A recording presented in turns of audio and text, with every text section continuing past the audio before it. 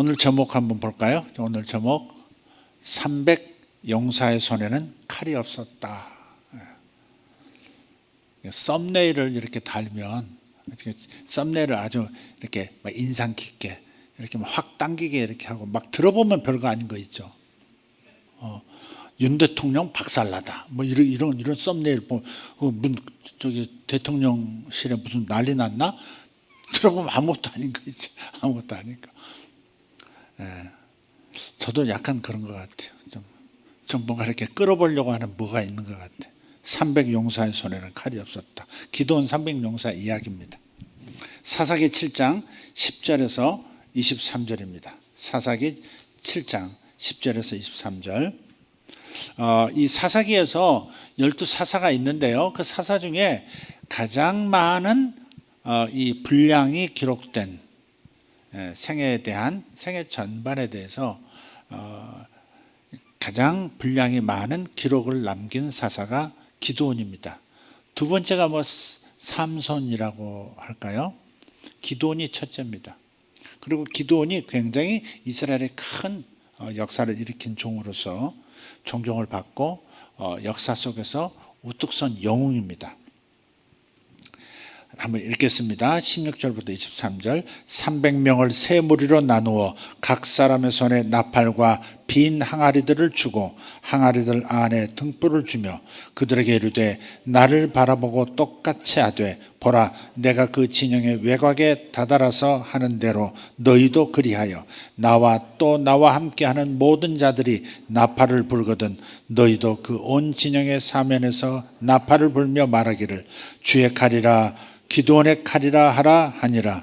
이에 기드온과 또 그와 함께한 100명이 중간 경점이 시작되는데 그 진영의 외곽에 다다랐는데 저들이 막 새로 파수꾼들을 세웠으므로 그들이 나팔을 불고 손에 있는 항아리들을 부수니라. 세 무리가 나팔을 불고 항아리들을 부수며 왼손에 등불을 오른손에 나팔을 들고 그것을 불면서 외치되 주의 칼이라 기드온의 칼이라 한 뒤 그들이 각각 진영 사방에서 자기 자리에 서매 그 온 군대가 달려가고 부르짖으며 도망하더라. 300명이 나팔을 불 때 주께서 두루 그 온 군대에서 각 사람의 칼이 그의 동료를 치게 하심으로 그 군대가 도망하여 스레랏의 벳시다에 이르렀고 아벨무홀라의 경계와 답밭에 이르렀으며 이스라엘 사람들이 납달리와 아셀과 온 므낫세에서 나와 함께 모여 미디안 족속을 추격하였더라. 아멘. 아멘. 이 그림이 그려지십니까? 네. 성경을 보면 정말 의아스러운 의문투성이의 전쟁들이 기록되어 있는 것을 발견합니다. 모세와 이스라엘 백성들이 출애굽할 때 애굽의 군대가 뒤쫓아왔죠. 애굽의 군대와 맞닥뜨렸을 때 하나님께서 승리하게 하셨어요. 방법이 정말 엉뚱한 거죠. 상상 못할 방법이었죠. 지팡이를 가지고 홍해 쪽을 가리키니까 바다가 그 깊은 바다가 둘로 쫙 갈라지면서 마치 대리석 기둥처럼 양쪽에 서고 그 바닥은 진흙으로 가득한 그 바닥이 바싹 마른 그런 땅이 되어서 이스라엘 백성이 바닥 길 가운데로 건너서 저 광야로 신의 광야로 들어가게 되죠. 그리고 뒤쫓아오는 애국 군대 역시 마른 땅을 딛고 전차부대가 막 쫓아왔지만 이스라엘 백성이 다 건너가 나자마자 다시 홍해가 바짝 세워졌던 바닷물이 그냥 물벽이 무너지면서 애굽 추격하던 모든 군대가 홍해 바다에 수장되고 맙니다. 말, 병거, 병사들, 갑옷, 칼 할 것 없이 전부 홍해 바다에 가라앉고 맙니다. 모세의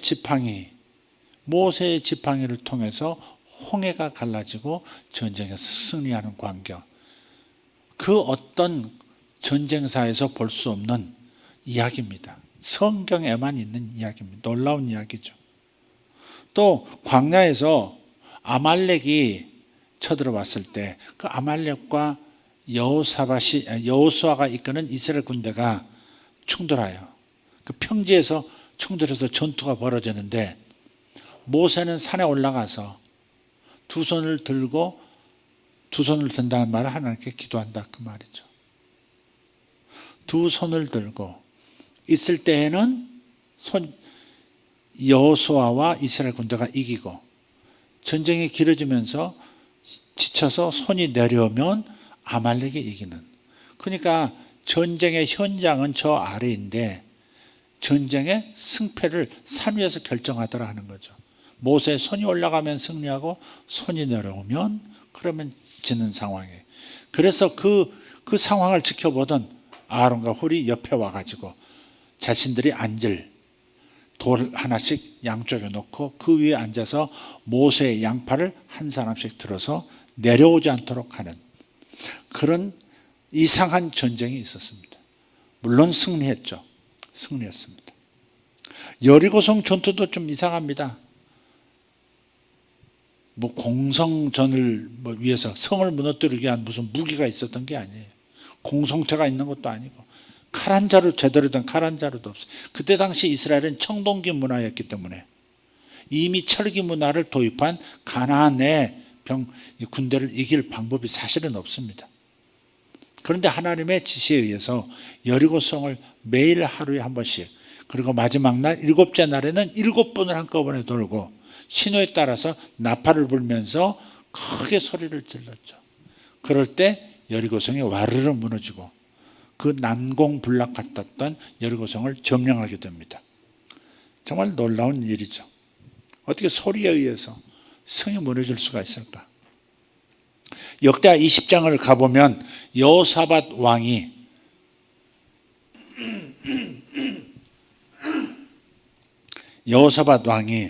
군대를 이끌고 암몬, 모압, 세일 세 족속이 연합하여 공격한 그 적들과 대치하는 상황의 이야기가 나옵니다. 그런데 하나님 앞에 기도했더니 하나님께서 뭐라고 지시를 하셨는데 찬양대를 앞세우라는 지시를 받은 것 같습니다. 그래서 군대가 적진을 향해서 전진해야 될 텐데 그 전진하는 군대 앞쪽에 찬양대를 세워가지고 계속해서 찬양하면서 노래하면서 전진하도록 한 겁니다. 근데 그 사이에 그 찬양 소리와 함께 적들에서는 3개 민족의 3개 나라의 연합군이 그냥 서로 자중질환이 일어났어요. 서로가 서로를 죽이는 겁니다. 어떤 일이 벌어졌는지 모르지만 어떤 혼란이 임한 거죠.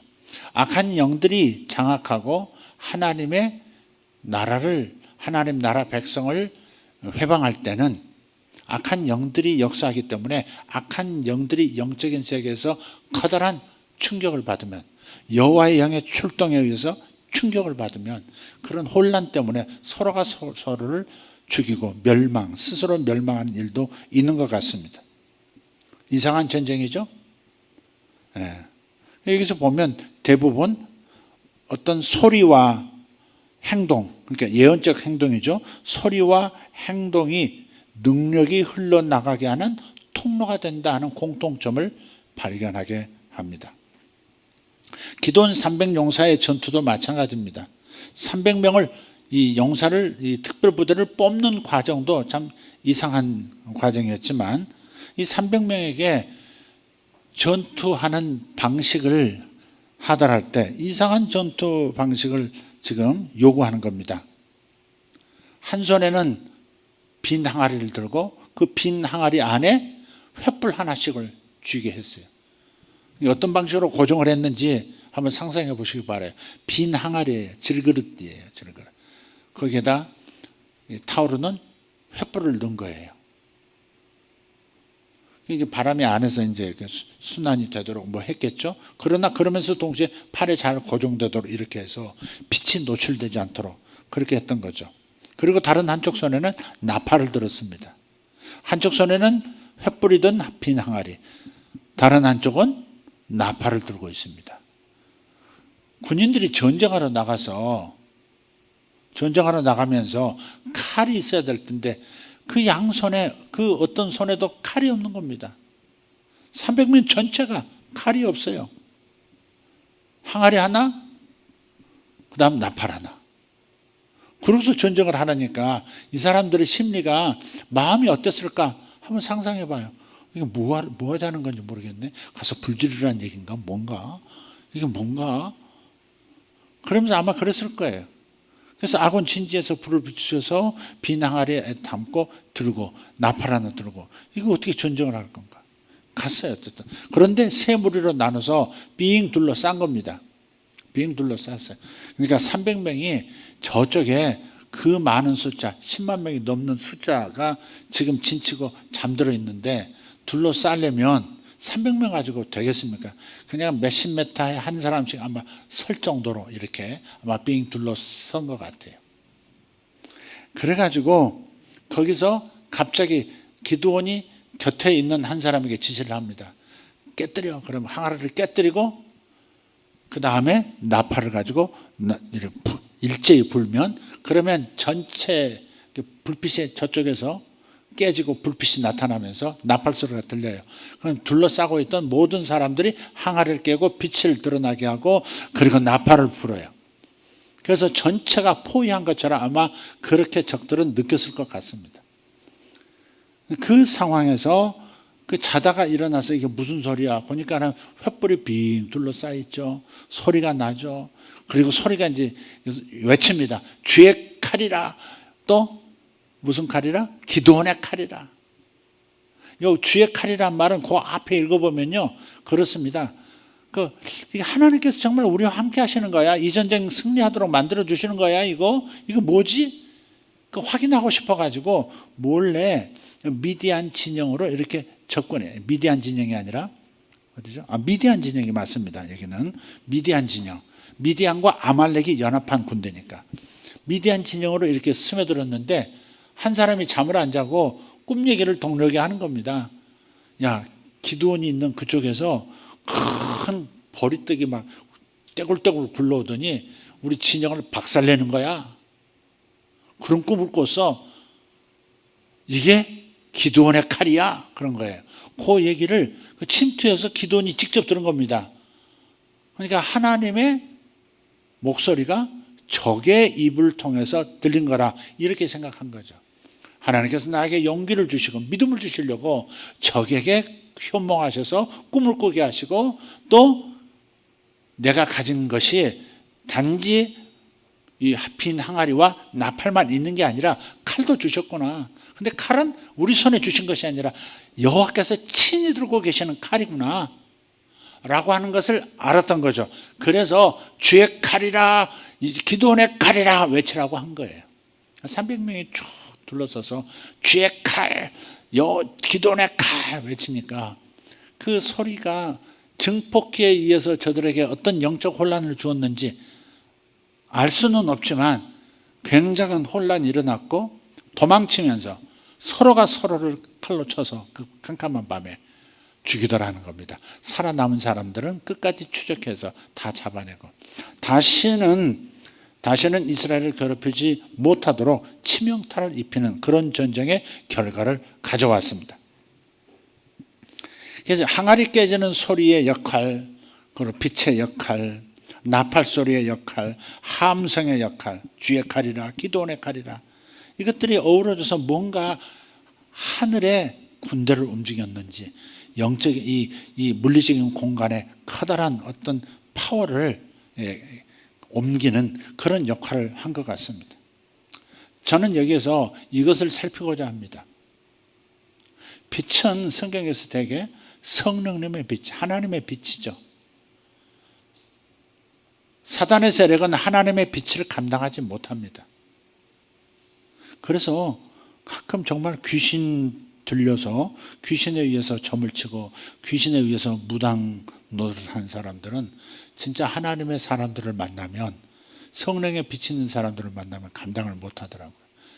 금세 알고 죄송하지만 비켜달라고 하든지 숨든지, 어떤 귀신 들린 사람은 그냥 접촉만 해도, 바라보기만 해도 쓰러져서 거품을 물고 괴로워하는 그런 모습도 본 적이 있어요.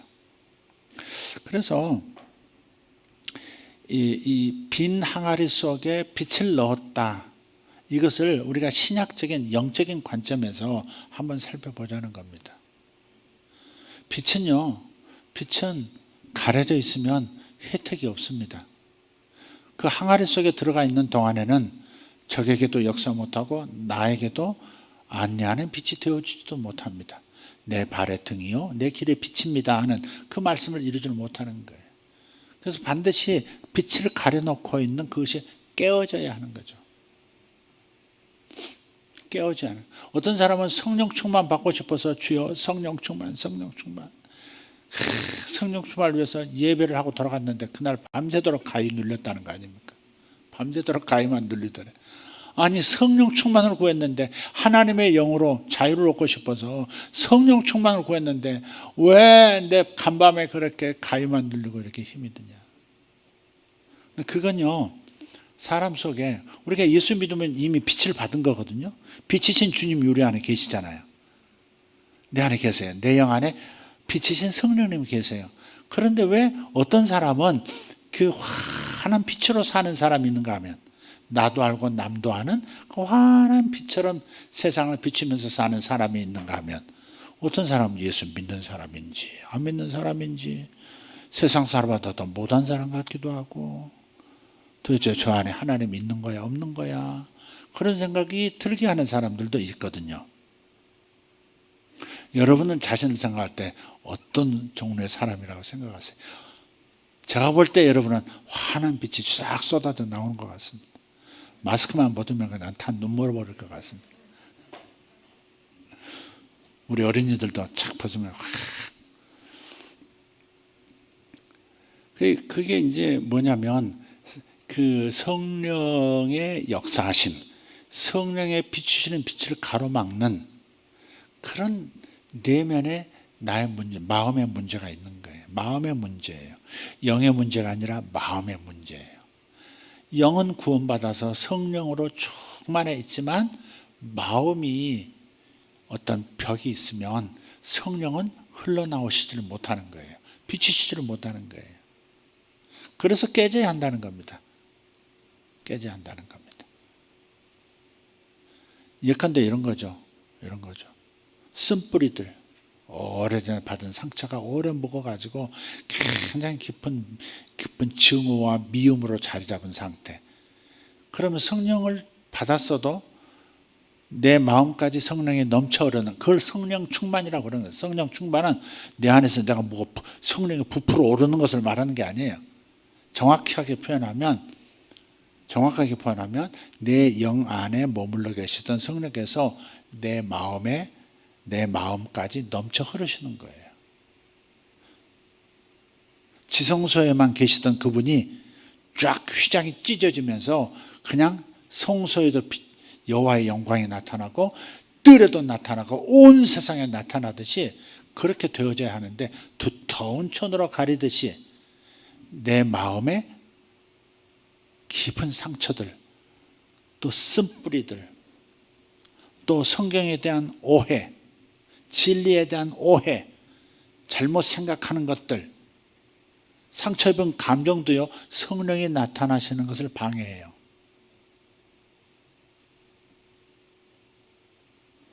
하나님의 진리에 대한 오해도요 성령의 나타나심을 가로막아요. 진리를 오해하면 사람이요 정말 이상한 사람도 될 수 있어요. 사이비 광신도들 한번 보세요. 오늘 제가 점심을 먹으려고 이렇게 이제 내려가 가지고 요 길 뒤쪽에 담배 많이 피우는 요 골목 있잖아요.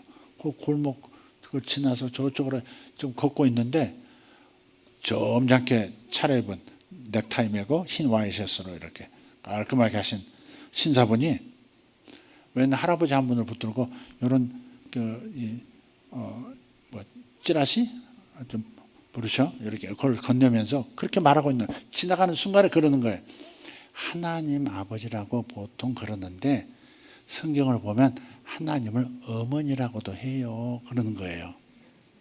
그래서 하나님 어머니를 알려드리려고요 이러더라고. 그게 뭐예요 지금? 소위 하나님의 교회인데 저 임해동 저 구석에 들어가 있는 하나님 어머니가 계시는데 내가 그 하나님 어머니라는 사람 봤어요. 옥색 다 한복 쫙 입고요. 막 아프리카 이렇게 낙후한 지역에서 막 사는 사람들을 막 이렇게 막 비행기표 끊어서 데려다가, 예? 그래서 하나님 어머니 만났다고 좋아가지고 어머니하고 하나님 어머니와 사진 찍는다고 가운데 앉아 있고 나머지 쫙 흑인들 쫙 서가지고 촬영하는 거, 그 장면을 본 적이 있어요. 얼마나 잘 잡수셨는지 토실토실하죠 아주. 오늘 그러고 있더라고요.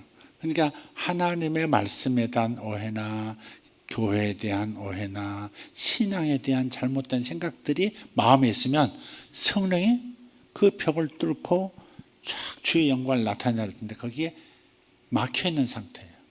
하나님은 능력이 있으시기 때문에 스스로 하실 수도 있지만 인격이시기 때문에 내가 그런 부분, 마음의 장벽들을 스스로 허물어뜨리는 일을, 그래서 깨뜨리는 일을 하지 않으면 그분의 영광은 나타나지 않는 거예요. 기다리시는 거예요. 기다리시는 거예요. 교회는 나간다고 하는데 가정 안에서 덕이 안 되고 영광을 가리는 경우가 오히려 많거든요. 그런 경우가 간혹 있어요. 적지 않아요. 그래서 지금 항아리가 깨질 때 그 빛이 확 비쳤다, 어둠에 비쳤듯이 적들에게 혼란을 주고 승리를 가져오게 했듯이 내가 깨지는 게 중요하다 그런 거예요. 깨지는 게 중요하다. 신자를 가리켜서, 예수 믿는 신자를 가리켜서 질그릇이라 그랬어요. 흙으로 만든 항아리, 흙으로 만든 그릇이라 그랬어요. 고린도후서 4장 7절을 보면 질그릇이라 그럽니다. 그러나 우리가 이 보배를 질그릇 안에 가지고 있나니 이것은 뛰어난 권능이 하나님에게서 나고 우리에게서 나지 않게 하려 함이라. 나 자신은 질그릇에 불과하다는 거예요. 질그릇에 불과해. 질그릇은 보배가 아니에요. 질그릇은 빛도 아니고요. 질그릇 안에, 그런데 이 답답한 이 하찮은 흙으로 만든 질그릇 안에, 이 육체 안에 누가 들어와 계세요? 하나님의 영, 성령님이 들어와 계세요. 그래서 성령님이 빛의 역할도 하시고 성령님이 능력도 하시고 성령님이 모든 것을 공급해 주시는 역사를 하는 건데, 우리는 자칫 잘못하면 성령님 없이 내가 마치 그 일을 하는 것처럼 착각할 수 있다는 거죠. 그래서 우리는 질그릇이고 모든 좋은 것들, 모든 은총은 다 내 안에 계신 보배이신 그분으로부터 나온다는 것을 잊지 않아야 할 줄 믿습니다. 아멘. 창세기 3장 19절을 읽다가 참 놀라운 발견을 했어요. 이게 놀라운 발견인지 아닌지 한번 봅시다. 창세기 3장 19절을 보면 너는 흙이니 흙으로 돌아갈지니라 그런 말씀이 있어요. 창세기 3장 19절, 내가 땅으로 돌아갈 때까지 내 얼굴에 땀을 흘려야 빵을 먹으리니 이는 내가 땅에서 취하여졌기 때문이라. 너는 흙이니 흙으로 돌아갈 것이니라 하시니라. 되게 우리 장례식 할 때 이제 육체가 이제 이 세상에서 소명을 다하고 영혼은 하나님 품으로 가고 육체는 이제 장례식과 함께 흙으로 돌아가는 거잖아요. 그래서 마지막 하고 날 때 흙을 한 줌 집어서 마지막에 제가 그렇게 선포합니다. 너는 흙이니 흙으로 돌아갈지니라 하면서 흙을 이렇게 관 위에 던져요. 그러면 이제 그 다음에 이제 상주부터 이렇게 흙으로 삽을 떠서 이렇게 흙을 부토한다 그러죠. 이렇게 하죠. 취토한다 그러죠. 이렇게. 그래서 사람 몸은 흙에서 왔기 때문에 흙의 성분과 똑같기 때문에 생명이 떠나면 흙으로 다시 돌아가는 거죠. 그런 말씀으로 이해하는 말씀이 바로 이거예요. 그러니까 아담에게 죄를 졌기 때문에 이제 사망 선고를 하는 겁니다. 너는 어느 땐가는 반드시 죽는다. 인간은 반드시 태어나면 죽게 되어 있다. 한 번은 죽는다. 그 표현으로서 너는 흙이니 흙으로 돌아갈지니라 라고 말씀하셨는데, 어느 날 우리 성도들과 함께 저기서 하경섬에서 읽다가 갑자기 그런 생각이 드는 거예요. 너는 흙이니 흙으로 돌아갈지니라 하는 말이 단지 인간 육체의 끝을 선언하는 것만이 아니라 흙으로 돌아가라는 이 말씀이 우리 모두에게 살아있는 모든 신자들에게 하시는 말씀처럼 들리는 거예요. 네가 흙으로 잘게 부수어진, 고운 흙으로 부드럽게 부수어진 그 흙으로 돌아갈 때 내가 너에게 생기를 부을 수 있고 내가 너를 빚어서 나의 더 높은 차원에 사용하는 그릇으로 내가 삼겠다 하는 그런 음성으로 들리더라고요. 그 말씀을 성도 이제 우리 반원들하고 나눴는데 동의한다는 말씀을 늘 해주시더라고요. 예. 너는 흙이니 흙으로 돌아갈지니라. 부드러운 흙으로 부서져야 하나님께서 새로 빚을 수도 있고 그 안에 성령의 빛을 넣을 수도 있고 그래 하나님의 병기로 사용하실 수도 있다는 겁니다. 또 하나님께서 원래 아담을 빚으실 때 어떻게 빚으세요? 진흙을 취하여 흙을 취하여 빚으시고 육체를 먼저 만들어 놓으시고 그 다음에 그 코에 생기를 불어 넣으셨다 그랬잖아요. 그러니까 부드러운 흙이 되어야 단단한 바위덩어리 같은 존재 말고 모래알 같은 그런 존재 말고 부드러운 흙이 되어졌을 때 하나님께서 나를 새롭게 새로운 존재로 빚으시고 그리고 새로운 일을 할 수 있는 당신의 생기를 불어 넣으시는 역사를 일으킬 수 있는 줄 믿습니다. 깨져야 하는 거예요. 잘게 깨질수록 좋아요. 많이 깨질수록 좋은 거예요. 크게 깨질수록 여러 번 깨질수록 우리는 더 하나님께 유용하게 쓰임받을 수 있는 존재가 되는 것은 틀림이 없습니다. 레위기 2장 4절과 5절을 보면 고운 밀가루에 기름을 넣어야 한다 그런 표현이 있어요. 하나님 앞에 제물을 드릴 때 소나 양이나 살아있는 생축으로 드리기도 하지만 곡식으로도 드릴 수 있는데 곡식으로 하나님 앞에 드릴 때는 아주 곱게 빻아서 완전히 고운 가루, 더 이상 덩어리가 조금치도 없는 거칠거칠하지 않는 완전히 가루로 만들어서 여러분 밀가루 보세요. 밀가루가 얼마나 작은 이렇게 뭐랄까요 거의 소립자로 되어 있습니다. 밀입자, 소립자 이렇게 말하면 안 되는데 작은 입자처럼 작은 가루가 되어 있지 않습니까? 그렇게 부드러운 고운 밀가루란 말은 몇 번이고 빻아서 또 빻아서 부수어진 존재. 거기에다가 뭘 넣는다? 기름을 넣는다. 기름은 항상 성경에서 성령의 기름 부으심을 말하는 거죠. 하나님의 성령으로 기름 부음 받아 쓰임 받으려면 하나님께 바쳐진 존재가 되려면 고운 가루가 돼야 되는 거예요. 깨져야 된다 이 말이에요. 거칠게 표현하면 박살이 나야 하는 겁니다. 부서진다고 하는 것은 뭐예요? 자신의 연약함을 깨닫는 경지를 말하는 거죠.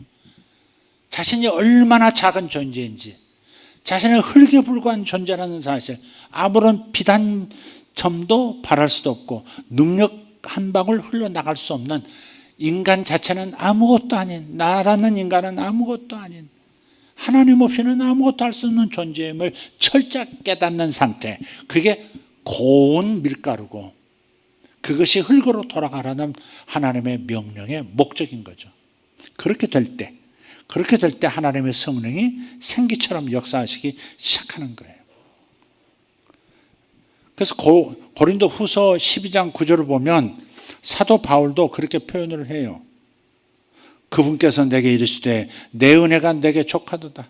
나의 강한 능력은 약한 데서 완전하게 되느니라 하셨느니라. 그러므로 내가 오히려 크게 기뻐하며 나의 연약한 것들을 자랑하리니 이것은 그리스도의 권능이 내 위에 머물게 하려 함이라. 하나님의 권능은 어디에 임해요?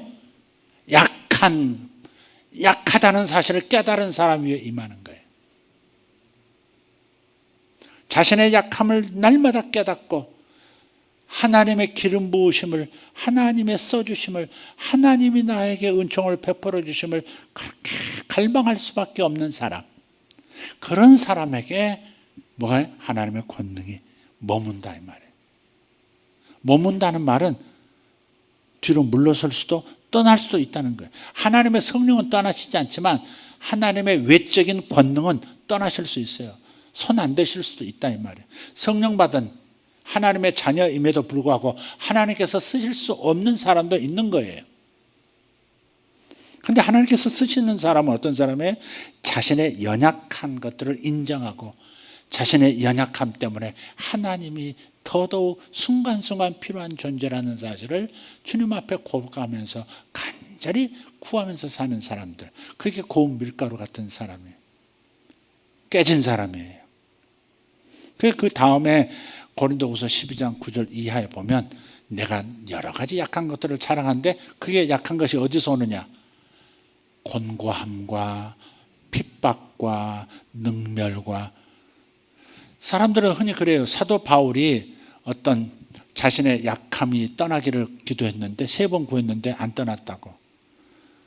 그 사도 바울의 약함이 뭐였느냐? 질병이었다고. 어떤 사람은 안질이었고 어떤 사람은 간질 얘기하기도 해요. 말에서 떨어졌다. 간질이다. 사도 바울이 병을 가지고 자신의 약함, 자신의 약점 이렇게 그러지 않았어요. 유대인들이 끝없이 쫓아다니면서 박해하고 방해하고 회방하는 일들, 인간가시를 말했던 거죠. 인간가시가 사도 바울을 깨뜨렸고 자신이 연약할 수밖에 없는 존재고, 왜냐하면 과거가 그랬어요. 과거가 유대인으로서 철저하게 율법을 지킨 사람으로서 율법을 가르치는 지도자로서 배신자가 되어 있고, 유대인에게는 배신자요, 그리스도인들에게는 위험한 사람이었죠. 왜? 교인들을 박해하고 감옥에 가두고 심지어는 스데반을 살해하기까지 했으니까. 그러니까 굉장히 위험한 사람, 자기의 과거 삶이 항상 자기의 발목을 잡는, 그래서 연약한 상태. 내가 이렇게 노력해도 유대인들이 방해하고, 내가 이렇게 수고해도 다른 지역의 그리스도인들이 자기를 위험하게 보고 자신을 피하고, 바울은 틀린 사람이다, 위험한 사람이다 이런 소문내고. 그러니까 그것이 인간 괴로움이 컸던 사람이 사도 바울이죠. 근데 그 인간 괴로움이 사도 바울 자신을 그렇게 낮아지도록 연약한 존재인 것을 질그릇에 불과했다는 사실을 늘 상기시켜줬고, 그러다 보니까 주님의 도우심 외에는, 주님이 친히 하심 외에는 방법이 없습니다. 아무리 교회를 세워도 사람들이 와서 회방하면 교회가 다시 문을 닫게 되고, 이런 일이 반복됩니다. 하나님, 주님밖에 없습니다. 네. 그럴 때마다 주님은 네가 연약해졌으므로, 네가 부드러운 밀가루처럼 되었으므로, 네가 잘게 부서진 흙같이 되었으므로 내가 이제 또 새롭게 빚겠노라 하면서 성령의 능력이 임해서 더 큰 역사가 일어나고 더 많은 영혼들을 하나님께서 허락해 주시기도 하고 그랬던 거죠.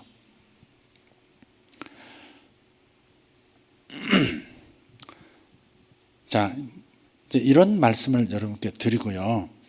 기드온의 산병용사가 어떻게 항아리를 깨뜨렸을까 하는 생각이 머물렀어요. 어떻게 항아리를 깨뜨렸을까? 여기 한쪽에 들고 있었던, 오른쪽에 들고 있는 나팔로 팍 깼을까? 나팔로 팍 깼어요. 나팔은 그 순양 뿔 가지고 만든 건데, 그렇게 항아리 깨다가는 나팔 자체가 고장 날 수가 있죠. 어떻게 깼을까? 여러분 어떻게 깼을까라고 생각하세요? 땅바닥에 어디 돌 찾아가지고 이렇게 깼을까? 나팔 들고 있으니까 잘 안 되죠. 저는 이런 생각을 해봤어요. 같이 서로 가까이 있는 사람하고 서로 하나 둘 셋 짱그랑하게 깼을 거라고 생각이 들어요. 그러니까 이런 그림이 그려지더라고요. 사람이 깨지는 것은 사람에 의해서 깨진다는 거죠. 나는 연약한 존재구나, 나는 부족한 존재구나. 어디서 깨달아요? 가까이 있는 사람 때문에. 저는 목회자로서 사람을 상대하는 일을, 돈을 상대하는 일이 아니잖아요. 사람을 상대하는 일이잖아요. 뭐 사업도 결국은 사람을 상대하는 일이긴 하지만 사람을 상대하면서 정말 다양한 사람, 정말 생각지도 못한 상처를 가지고 사는 사람, 생각지도 못한 성격을 가지고 사는 사람, 그런 사람을 만날 때도 있어요. 그럼 당황하죠. 어저께까지는 괜찮았는데 오늘 보니까 전혀 다른 면을 볼 때도 있어요. 아마 저 속에 숨어 있었던 상처가, 쓴뿌리가 올라온 건지도 모르죠. 어쨌든 사람과 사람을 통해서 서로가 서로를 깨뜨려주는 역할을 하는 것은 틀림없어요. 부부가 살면서 헤어질 수 있는 존재가 아니잖아요. 쉽게 헤어질 수 있는 존재는 아니에요. 그러다 보니까 어때요? 개성이 달라도 내 성격 못 부리고 나 죽여가면서 살아야 그래야 관계가 유지되고 가정이 평안하고 그러잖아요. 그게 다 깨지는 거잖아요. 깨지는 거. 우리 아내도 만만치 않았을 것 같아요. 나 같은 사람 만났으니까 깨졌고, 나 같은 성격이요, 우리 아내 만났으니까 나 깨졌지. 우리 둘이 그래요. 우리 서로 깨뜨렸다 그래. 정말 서로 천생연분이다. 서로 안 만났으면 절대 깨뜨려질 수 없는 사람이 우리 아내 한 말입니다. 그거. 서로 깨질 수 없는 사람. 당신 만났으니까 내가 깨졌지. 하나님께 더 가까이 가고 그랬지. 그렇게 얘기를 해요. 근데 저도 그걸 동의하거든요. 아마 여러분 부부도 그럴걸요. 예외 없습니다. 이게 예외 없어요. 이 사람 아니면 살 것 같죠? 딴 사람 아니면 살 것 같죠? 그렇지도 않아. 또 그래. 똑같아. 그러니까 이게 이렇게 서로 만나서 깨뜨려지고, 어떤 사람은 더 손해보는 것 같고 그러지만, 근데 그렇게 생각하시면 좋겠어요. 하나님께서 나를 더 고운 가루로 만들어 주시려고 이러시는구나. 그렇게 생각하셔야 돼. 정말 낯선 상황, 낯선 상대, 정말 이게 뭐지? 하는 그런 상황을 연출하는 그런 상대를 만났을 때도 그렇게 한번 생각. 하나님, 저 사람 통해서 나의 어느 부분을 깨뜨리려고 그러십니까? 이게 깨져야 당신의 기름이 흘러나올 텐데, 당신의 빛이 나를 통해서 나타날 텐데, 주여 깨뜨려 주세요. 싫죠. 그게 싫어. 내가 깨진다는 게 싫어요. 내 자아가 깨지는 게 싫고요, 내 고집 깨지는 것도 싫고요, 내 자랑 깨지는 것도 싫고요, 내 자존심 깨지는 거 싫어요. 되게 그렇죠. 자존감은 약한데 자존심만 센 사람들이 되게 깨지는 소리가 크죠. 부부간에도 서로 부딪혀서 깨지고요, 자기를 꼭 빼닮은 자식하고 부딪혀서, 엄지미와 이수연 꼭 빼닮은, 가버렸네. 어디 갔어요? 엄지미 전사님? 갔어요? 천안에 갔어요.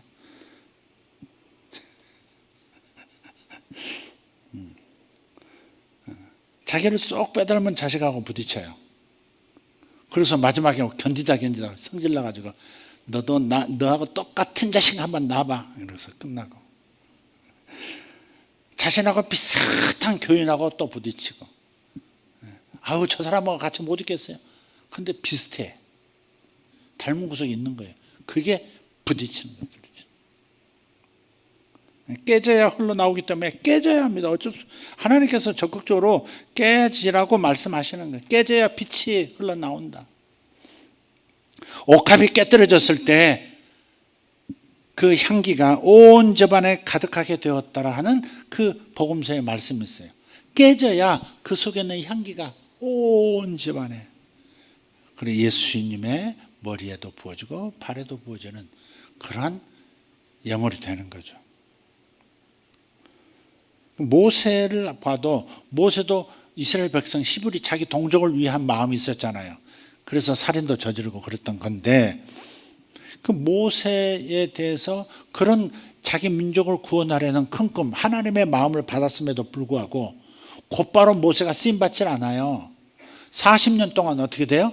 도망자가 되고 이방인, 떠도는 이방인이 되어서 광야에서 살잖아요. 그죠? 그게 깨뜨려지는 거예요. 그 다 깨뜨려지고 나니까 젊음의 힘도 깨지고, 믿었던 학문도, 애굽의 언어도 다 박살나고 나니까 그때 하나님 나타나셔가지고 모세야 애굽으로 가서 내 백성을 구출해 내거라, 그렇게 말씀하시는 거예요. 성령의 임재라고 하는 것은, 성령의 흘러나오심이라고 하는 것은 그렇게 깨뜨려지는 곳에 나타난다. 자신의 연약함을 철저하게 인정하는 그 사람의 심령 위에 당신의 강하신 권능이 임하셔서 크게 쓰실 수 있는 것이다. 직장에서도 때로는 어떤 상황 때문에 부딪혀서 깨지죠.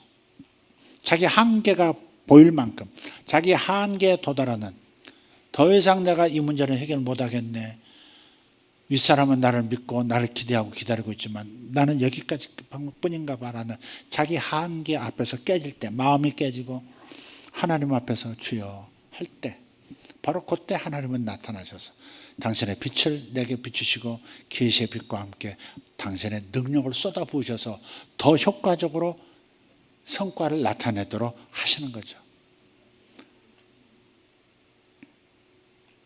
엘리야와 이세벨도 그렇습니다.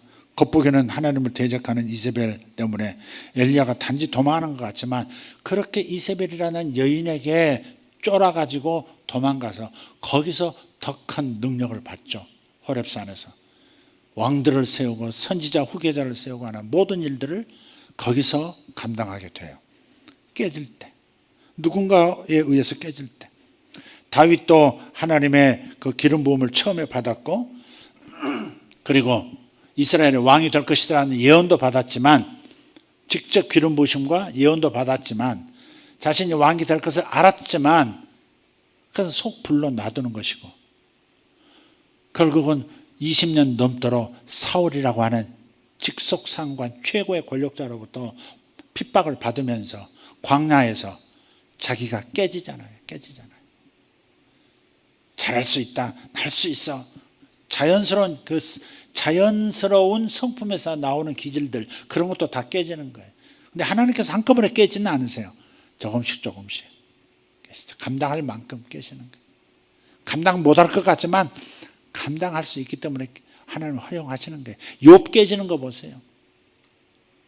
재정으로 깨지고 가족 관계로 깨지고 자식의 죽음으로 깨지고 친구들의 그 멀리해와 그 비난으로 깨지고 그러니까 두 배의 축복이 두 배의 기름 부음이 갑자기 나타나는 42장에 가서 그런 거예요.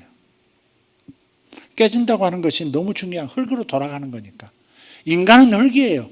흙에 불과하다는 사실을 깨닫는 거예요. 순간순간 20대에 깨닫고 25에 깨닫고 30에 깨닫고 35에 깨닫고 또 40에 깨닫고 60에도 깨닫고 70에도 깨닫고 끊임없이 인간은 흙이구나. 인간은 흙에 불과하구나. 흙에서는 빛이 나올 수 없지. 흙 자체가 능력이 아니지. 그러나 내가 흙으로 돌아갈 때, 내가 고운 밀가루같이 변할 때, 그렇게 박살날 때 하나님께서 나타나 주시지 하는 이 원리는 붙들고 있어야 되겠죠. 그죠? 베드로와 제자들도 보세요. 예수 모르는 난 주님과 함께 목숨 걸고 주님을 위해서 내가 죽을 겁니다 이렇게 말했던 그 베드로가 그 하루도 되지 않아가지고 박살나가지고 나 예수 모른다고 스승을 부인하고 도망가 버리고 다른 제자들도 그냥 옷 홀라당 스트레킹 하면서 밤중에 도망가고 난리가 나잖아요. 그렇게 깨진 그 제자들에게 주님은 부활하신 다음 나타나셔서 사명을 주시고 40일 뒤에 성령의 기름을 부으셔서 온 세상에 빛을 비추는 300역사가 되게 하시는 겁니다.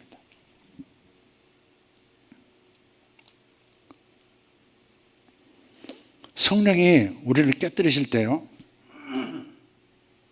친히 깨뜨리실 때가 있어요. 지금 아까 수연이에 대한 간증을 들으셨는데, 수연이가 지가 이제 다리를 다쳐가지고 오랫동안 이제 뭐 하는가 그 기부스 하고 있다가 풀었더니 다리도 짝짝이 됐고 몸이 틀어져 있고 측만이 더 심해져 있고 그 어린애가 조금 마음에 얼마나 고민이 되지 않았겠어요? 내가 마음껏 뛰어놀지도 못하고 뛰지도 못하고 내가 이렇게 사는 거 아닌가 이 생각도 했어요. 쩔뚝쩔뚝 하면서.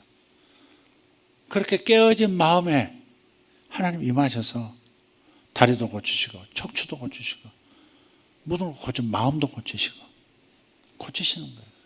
당신의 능력을 보여주시는 거죠. 성령이 흘러나오는 겁니다. 그게 바로 항아리가 깨질 때 성령이 흘러나오는 겁니다. 저도 성령께서 친히 깨닫게 하실 때가 있죠. 기도하다가 정말 예배 드리다가 하나님께서 친히 마음을 잘게 부숴주실 때가 있어요. 내가 얼마나 교만한지, 내가 얼마나 못된 놈인지 이런 것들을 깨닫게 하셔서 눈물로 하나님 앞에 회개하게 하시고 그렇게 깨진 마음 위에 성령을 부으셔서 또 새롭게 이렇게 기름 부으셔서 쓰시는 것을 경험해요. 여러분, 이것이 주로 우리가 겪어야 할 정상적인 코스입니다. 근데 이게 잘 안 될 때, 이렇게 스스로 잘 안 되고 이렇게 오랫동안 묵혀가지고 이렇게 단단해진 깨기가 어려운 상태가 될 때 하나는 외부의 힘을 사용하셔서 깨실 때가 있는 거예요. 가까운 가족을 통해서 깨시기도 하고 일을 통해서 나를 깨뜨리시기도 하고 심지어 교회에서도 이렇게 상처를 통해서 깨뜨려지기도 하고 그러는 거죠. 그렇게 깨지는 겁니다. 삶의 한계에 부딪혀서 깨지는 겁니다. 성령께서 친히 깨뜨리시기도 하고 삶의 한계 속에서 한계에 부딪혀서 주여 하면서 깨지는 사람이 있고 또 서로가 부딪히면서 깨지는 사람도 있고 그렇게 깨지는 겁니다. 보통은 내 힘으로 사는 줄 모르고 사는 거예요. 내 힘으로 사는 줄 몰라. 주의 힘으로 산다고 말은 찬송을 그렇게 하고 고백도 하는데 기도할 때도 주의 힘으로 살게 하여 주시옵소서 아멘 아멘 하는데 사실은 대부분 자기 힘으로 살아요. 자기 힘으로 사는데 자기 힘으로 사는 줄 모르고 살더라 하는 거예요. 그래서 깨지는 일이 생겨야 하는 거예요. 내가 망가져야 된다 그런 수준이 아니라 내 마음이 깨지고 낮아질 수밖에 없는 그런 깨달음이든지 어떤 관계 속에서의 아픔이 생긴다든지 그걸 통해서 내가 내 힘으로 살았었구나 이걸 아는 거예요. 자신이 착각하는 거죠. 만약 내 힘으로 살지 않으면요, 내 힘으로 전도서 7장 14절에 그런 말씀이 있어요. 형통한 일이 있을 때는 기뻐하고 곤고한 일이 있을 때는 되돌아보라 그렇게 하셨어요. 형통한 날에는 뭐 하라고요? 기뻐하고 곤고한 날에는 뒤돌아보아라. 뒤돌아보고 기도하라 그 말이죠. 그죠? 네. 그런데 우리가 형통한 날에 내 힘으로 살고 있는 사람은요, 내 힘으로 지금 형통함을 누리고 있는 이 사람은 감사가 없고 기쁨도 없어요. 저를 보니까 그렇더라고. 하나님으로부터 오는 기쁨이 없어. 그냥 살아. 근데 그냥 사는 게 아니야. 내 힘으로 저절로 돌아가는 세상인 것처럼 나도 모르게 그렇게 살고 있는 거예요. 근데 언제 또 내가 하나님의 힘으로 살지 않고 있구나를 깨닫느냐. 곤고한 날이 왔을 때. 그제서야 또 밤이 왔을 때야 또 깨달아지는 거예요. 밤이 왔을 때 뒤돌아보고 아 내가 잘못했구나. 아 내가 오만하게 생각했구나. 내가 다른 사람이 돼서 이런 생각을 하고 있었구나. 내 속에 품은 생각이 온전한 생각이 아니었구나. 그러니 이런 그런 생각이 이런 행동으로 나타나고 이런 말로 나타나지. 그때 깨지죠 또. 그러니까 곤고한 날에는 뒤를 돌아보라. 그리고 형통한 날에는 기뻐하라 그랬단 말이에요. 기쁨이 없이 살아가고 있으면요, 감사와 기쁨은 같은 한 짝인데 감사와 기쁨 없이 살고 있는 좋은 날들은요, 자기 힘으로 사는 거예요. 하나님의 힘으로 사는데 사실은 자기 힘으로 살고 있는 거예요. 말이야 뭐야, 말 이상한데. 결국은 다 하나님이 도와주시는, 그것도 도와주시는 거지만 사실은 하나님 의지하지 않고 하나님이 나를 통해서 사시도록 그분께 삶을 내어드리지 않고 그분 제외하고 그냥 내가 그냥 하루 그냥 사는 거예요. 하루를 그냥 이 순간순간 내 힘으로 사는 거예요. 순간순간 내 힘으로 살고 있는 증거가 뭐냐? 감사가 없고 기쁨이 없다 이 말이에요. 기쁨. 이것도 기쁘고 저것도 기뻐야 되거든요. 여기서도 미소가 나오고 저기서 웃음이 나오고 하나님 와 이래야 되거든요. 그게 없다는 것은 자기 힘으로 사는 거죠. 물론 그것도 하나님이 도와주셔서 형통한 삶을 살고 있는 거지만 기실은 자기 능력에 기반해서 그런 마음 자세로 살고 있는 거니까 이것도 깨져야 되는 거죠. 깨져야 돼요. 여러분 성령이 나타나시고 싶어 하세요. 성령이 여러분 안에 갇혀 계시고 싶지 않으세요. 성령이 여러분을 통해서 세상에 비춰지고 싶고 당신의 영광을 드러내고 싶어 하세요. 그러니 여러분 하나님 저를 더 깊이 깨뜨려 주십시오. 기도 속에서 깨뜨려 주시고 말씀 속에서 깨뜨려 주시고 제 마음이 마치 먼지처럼 고운 밀가루처럼 그냥 흙처럼 돌아가게 해 주십시오. 그래서 하나님의 생기를 쑥 흡수할 수 있도록 하나님의 능력이 다시 나를 빚을 쓸 수 있도록 그리고 하나님께서 나를 크게 쓰셔서 여리고성이 무너지도록 사탄의 세력이 무너지는 일에 저를 사용하시는데 사용해 주시옵소서. 그렇게 기도하게 되어야 하는 겁니다. 306사의 손에는 칼이 없었다. 제목은 이렇지만 역시 내용은 딴 쪽으로 갔죠. 항아리 얘기였죠. 썸네일을 봐서는 안 됩니다. 내용을 봐야 하는 것입니다. 다 같이 일어나십시다.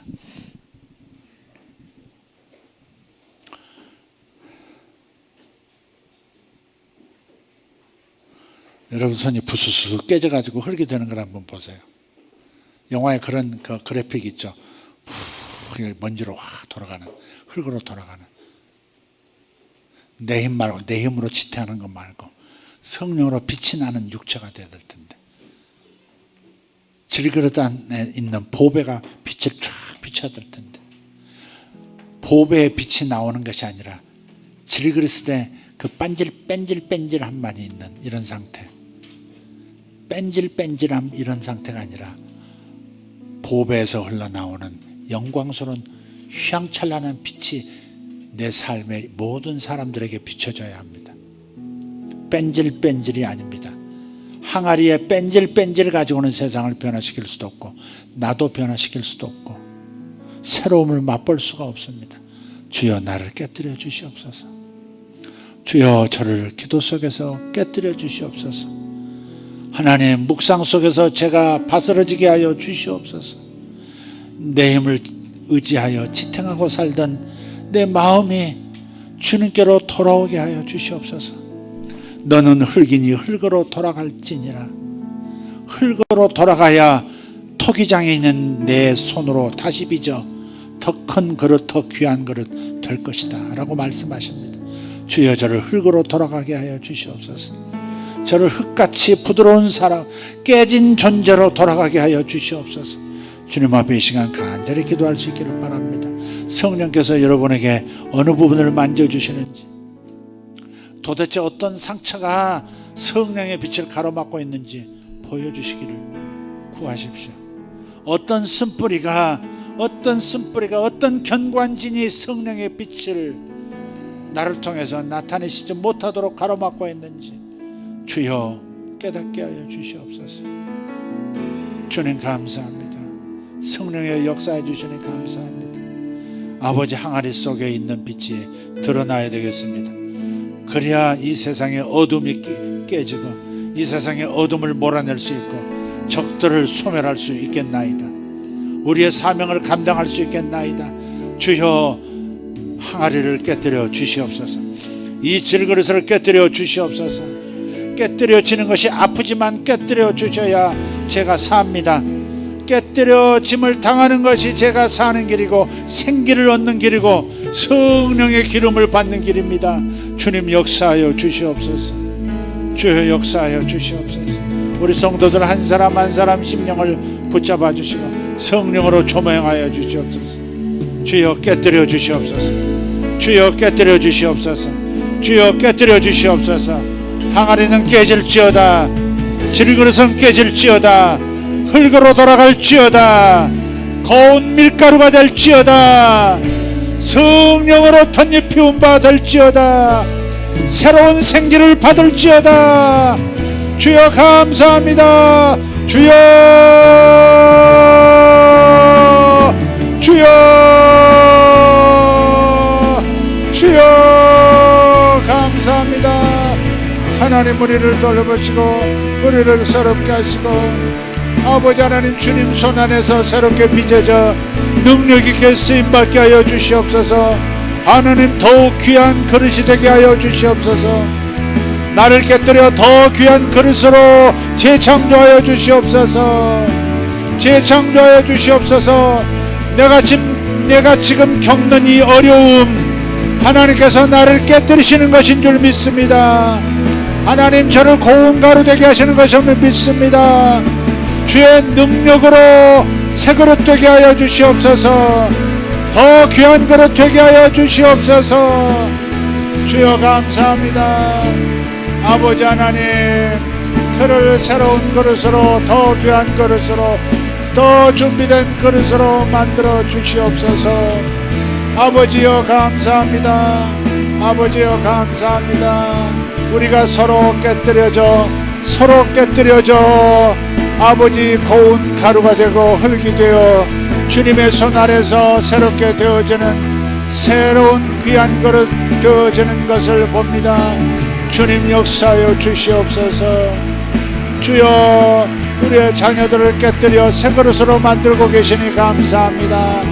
당신의 남녀 종들을 새롭게 만들고 계심을 감사합니다. 그리하여 세상을 밝히는 그릇, 세상을 바꾸는 그릇들 되게 하심을 감사합니다. 샬롬 샬롬 샬롬 샬롬 샬롬 샬롬.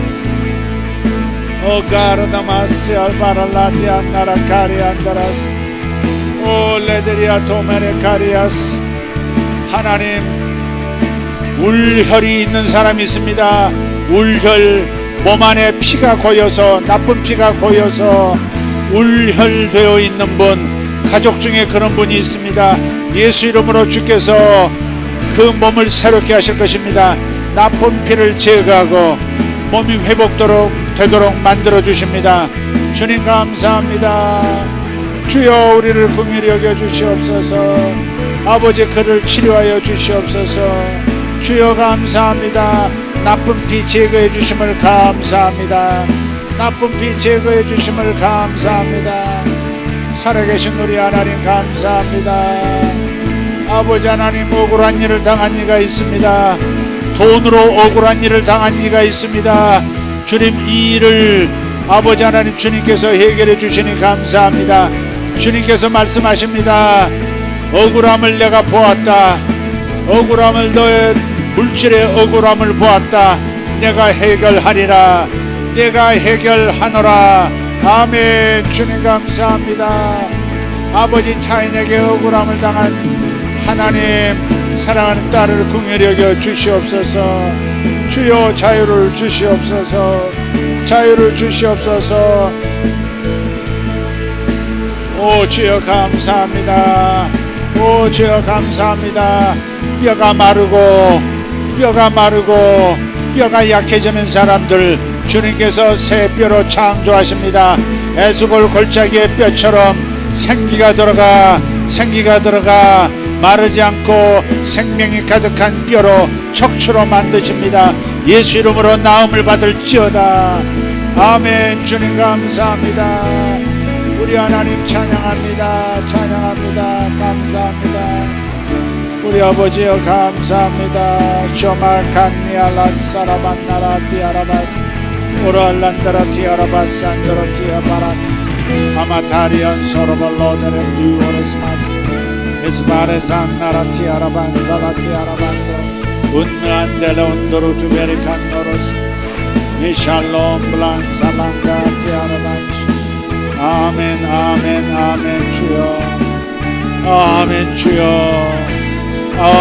주여 감사합니다. 때가 가까워 옵니다. 아버지, 중국이 힘을 잃어야 하는 때가 가까워 오고 있습니다. 중국이 힘을 잃고 북한을 관리할 수 없는 때가 가까워져 오고 있습니다. 주여, 준비되게 해주십시오. 대한민국이 통일을 준비할 수 있게 해주십시오. 통일을 준비하게 하여 주시옵소서. 아버지, 북한의 변화를 준비하게 하여 주시옵소서. 주여 감사합니다. 아버지 하나님, 맞고 또 맞고 깨지고 또 깨지는 중입니다. 아버지 하나님, 이 한반도를 새롭게 빚어주시는 때가 가깝습니다. 주여 감사합니다. 주여 더욱 역사하여 주시옵소서. 아멘. 주여 감사합니다. 오르반다리 온도로스마스 살라바카리 안도로스마스. 아멘. 주여 감사합니다.